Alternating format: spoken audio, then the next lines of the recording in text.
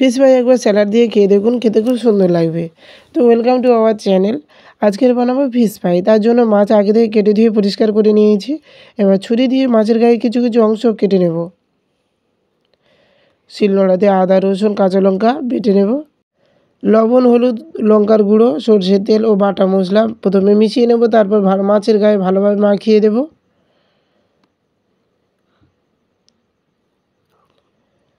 উনুনে তাওয়া বসিয়ে ভালো করে গরম হলে তেল দিয়ে এবার মাছটা দিয়ে দেবো। হালকা আঁচে মাছটা খুব সুন্দরভাবে ভেজে নিতে হবে।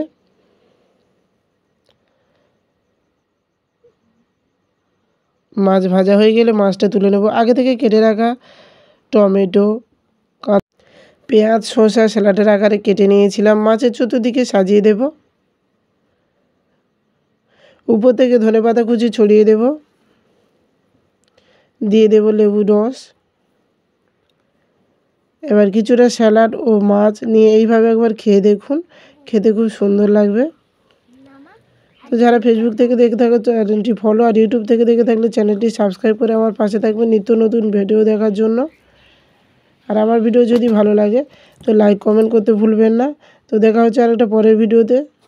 ততক্ষণ সবাই ভালো থাকবেন, সুস্থ থাকবেন।